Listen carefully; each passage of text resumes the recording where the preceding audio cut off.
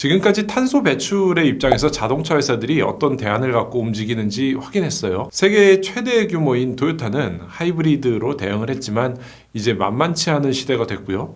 우리나라의 현대차 그룹은 전기차, 수소차, 하이브리드까지 다양한 플랫폼을 모두 갖고 있는 회사가 됐죠. 그렇다면 슈퍼카에서 트럭까지 무려 12개 브랜드를 갖고 있는 폭스바겐 그룹은 어떤 대응책을 갖고 있을까요? 이 얘기 들어보시면 아마 아우디나 폭스바겐이 내놓는 전기차가 지금 뭐 그다지 화려하진 않은데 앞으로 좀 무시무시한 경쟁력이 있겠구나 하는 생각이 들을지도 모릅니다. 폭스바겐은 아주 근본적인, 그러니까 전기차를 생산하는 과정부터 폐차까지 모든 과정에 대해서 탄소 배출을 고민하고 있어요. 대안을 마련해서 이미 실행도 하고 있죠. 비슷한 규모의 토요타보다 아주 적극적인 행보를 보여주고 있습니다.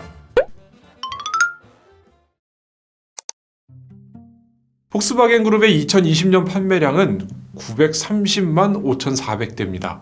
2019년 대비 15.2%나 엄청나게 감소한 수치인데요. 이건 잘 감이 안 오실 텐데 대략 세계 최대 자동차 회사들이 연간 1,000만 대 정도 판매한다 이렇게 보시면 됩니다. 세계 시장 규모는 8,600만 대까지 2019년에 올라갔다가 코로나 때문에 7,200만 대로 작년에 내려갔었고요. 올해는 아마 7,900만 대 정도 되지 않을까 예상을 하고 있어요. 그러니까 폭스바겐 그룹이 전 세계 자동차의 7분의 1, 8분의 1 정도를 만든다고 봐야 되는 거죠. 폭스바겐이 그렇게 큰 회사였나 싶을 텐데 토요타와 다르게 폭스바겐 그룹은 무려 12개나 되는 브랜드를 갖고 있습니다. 폭스바겐, 아우디, 포르쉐 요거는 잘 알죠. 그리고 뭐 람보르기니, 벤틀리도 알고 있고요. 길에서 정말 보기 힘든, 우리나라에선 진짜 보기 힘든 차 부가티, 이것도 폭스바겐 그룹이에요. 여기에 모터사이클 두가티도 폭스바겐 그룹이죠. 끝이 아니고요. 유럽 브랜드 스코다, 세아트 이런 차들도 있는데 이것도 폭스바겐 그룹이에요. 그리고 상용차죠. 스카니아, MAN, 만이라고 부르죠. 이 차들도 폭스바겐 그룹입니다. 여기에 폭스바겐 상용차까지 별도 브랜드로 만들어서 총 12개나 됩니다. 비슷한 판매량 규모의 토요타가 토요타, 렉서스, 다이하츠, 히노, 사이언 이 정도 많지 않은 브랜드를 갖고 있는 것과 비교가 됩니다.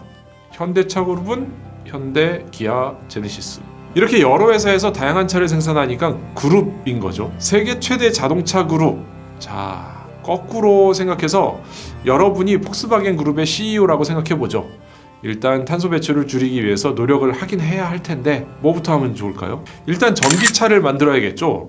앞으로 나오는 신차 가운데 전기차를 대폭 늘려야 당장 뭐 유럽을 포함한 각 나라에서 법으로 규제하는 탄소 배출량 이걸 맞출 수가 있어요. 그래서 폭스바겐은 ID 시리즈, 아우디는 이트론과 같은 전기차를 내놓습니다. 여기는 물론 뭐 마일드 하이브리드 같은 아주 당장 시행 가능한 대안도 같이 병행을 하고 있어요.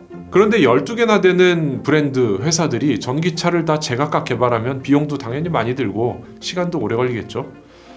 전기차는 내연기관보다 훨씬 단순한 구조인데도 말이죠. 그렇다면 이제 플랫폼을 통합해야겠네요.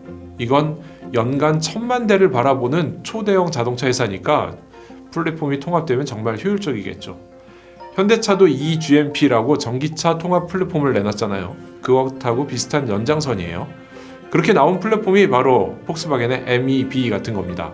자, 여기까지 했으면 지금의 탄소 배출량 규제는 어느 정도 맞출 수 있어요. 일단 전기차를 생산해서 주행 중에 이산화탄소 제로를 만들었으니까 비싼 고성능 내연기관 차를 판매할 수 있는 거예요. 예를 들면 람보르기니 우루스 4.0 가솔린 모델, 요 우리나라 기준으로 보면요, 한 대 요거 내뿜는 이산화탄소가 평균 95g을 맞추기 위해서는 전기차 2대를 같이 팔아야 됩니다. 우루스가 우리나라 기준으로는 킬로미터당 이산화탄소를 281g이나 배출하거든요. 배출량 0인 전기차 2대를 합쳐서 3대를 평균을 내면은 평균 킬로미터당 93.6g이 되죠. 그러니까 뭐 유럽 기준으로 95g 제한이다 라고 하면은 살짝, 아주 살짝 여유 있게 평균 배출량을 맞출 수가 있습니다. 만약 폭스바겐이 여기서 멈췄으면 오늘 뭐 폭스바겐 그룹 얘기하지 않았을 거예요. 이제부터 시작하는 얘기가 폭스바겐 그룹이 이산화탄소 배출에 진심이다. 제가 이렇게 제목을 쓴 이유입니다.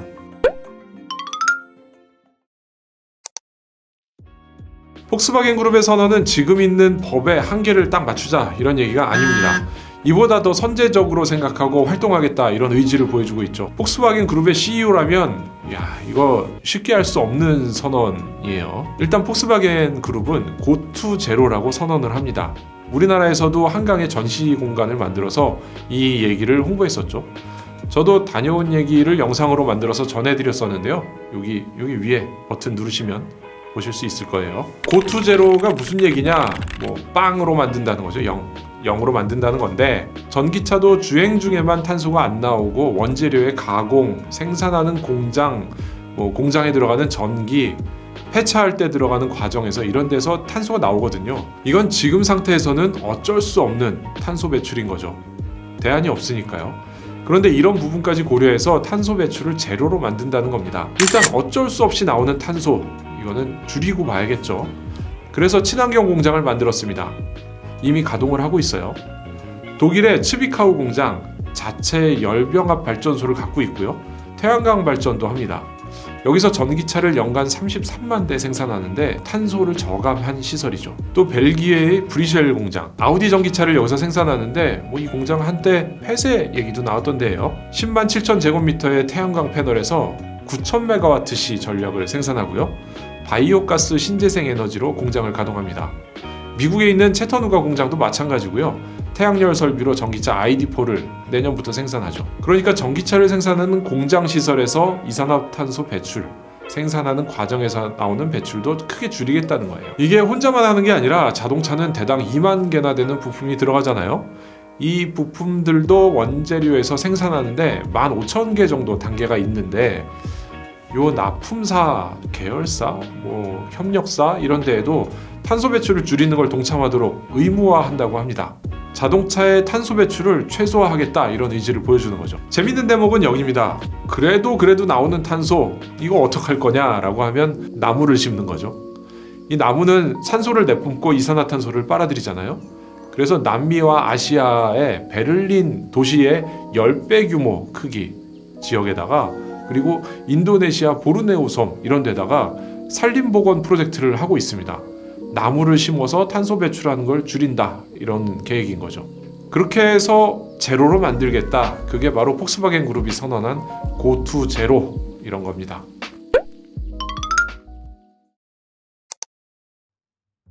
폭스바겐 그룹이 탄소 배출에 민감하게 반응하고 정책을 세우는 데는 도대체 왜 이러나 이거 궁금할 수 있어요. 탄소 배출이 그렇게 큰 문제인가? 탄소 말고도 사는데 문제가 많다. 예를 들면 미세먼지나 코인 가격 급락이나 굉장히 큰 주제인데요. 일단 탄소 배출량을 줄이는 게 매우 시급한 상황이라고 전 세계가 모여서 인정을 했습니다. 회의도 했고 협약도 했고 선언도 하고 그랬어요. 그 중에 하나가 바로 2015년에 만나서 얘기하고 2016년에 발표한 195개 국가가 만장일치로 발표한 파리 기후변화 협정이라는 거예요. 무슨 협정을 한 거냐면 산업화 이전, 그러니까 자동차, 공장 이런 게 없던 시절과 비교해서 지구 평균 온도가 상승하는 걸 2도 이하로 유지하자 이런 협정을 한 거죠. 여기에 중요한 요소가 온실가스를 줄이는 거고요. 그렇게 안 하면 지구가 뜨거워지면서 생물, 종이 완전히 사라지고 기후변화로 각종 재해가 발생하고 그런다는 거죠. 큰 문제가 일어난다는데 195개 국가가 동의를 했고 실행안을 만들어서 국제사회가 이걸 이행하는지 확인하도록 하겠다 이런 내용이 들어있습니다. 우리나라도 당연히 여기에 들어갔고요. 그런데 트럼프 대통령은 탈퇴하겠다고 하더니 작년에 진짜로 탈퇴했었죠. 물론 바이든 대통령이 들어오면서 올 2월에 바로 복귀하긴 했어요. 그런데 폭스바겐 그룹 얘기하는데 이게 왜 나오냐 하면요. 폭스바겐 그룹은 국가도 아닌데 파리 기후변화 협정을 자기들도 지키겠다 이렇게 선언했어요. 스스로 국가급의 약속을 만들어서 지키는 거죠. 왜 그런가 이렇게 들어보니까 폭스바겐 그룹이 판매하는 차, 그 차들이 내뿜는 이산화탄소가 세계 10위급 국가가 내뿜는 탄소와 비슷한 규모라는 거예요. 직접적으로는 영국하고 비슷한 수준이라고 해요. 그래서 자신들도 국가급의 마인드, 국가급의 결정을 해서 탄소 줄이기에 앞장서겠다 이런 얘기를 한 거죠. 어떻게 보면 이거 살짝 오바 아니냐 이렇게 생각할 수도 있는데 기업이 이렇게 발표하는 거는 진짜 어려운 일이거든요. 한때 탄소에 아픔이 좀 있어서 그런 걸까 모르겠는데, 사실 자동차 업계에서 이렇게 탄소 배출이 중요한 이슈로 떠올랐습니다. 계속 팩트 체크를 통해서 자동차 업계를 탄소 배출의 입장에서 설명하고 있는데요. 물론 전기차를 선택하는 이유가 소비자들은 이것 말고도 다양하겠죠. 생산자 입장에서도 수소나 하이브리드 같은 다른 대안도 있고요. 어쨌건 세계 최대 규모의 자동차 회사, 제일 많은 브랜드를 보유한 자동차 회사 폭스바겐 그룹이 이런 결정을 하고 실행에 돌입했다. 그래서 ID4, 이트론, 타이칸 이런 전기차가 나오는구나. 이렇게 생각하시면 좋을 것 같아서 아주 길고 복잡하고 어려운 얘기인데 간단히 정리해봤습니다. 다음 얘기는 조금 더 클래식하게 가볼까 싶습니다. 가솔린 내연기관을 처음 자동차에 적용한 회사, 메르세데스 벤츠죠. 요즘 전기차 EQA를 국내에 살짝 보여줬었는데 벌써 1000대가 계약이 됐다고 하네요. 이 회사 벤츠는 전기차를 어떻게 만드나, 어떤 접근 방법을 갖고 있나, 이런 거를 다음번에 확인해 보도록 할게요. 시청해 주셔서 감사하고요. 구독 버튼 눌러주시면 다음 영상도 알람으로 보여드릴 수 있습니다. 지금까지 오토캐스트 이다일입니다.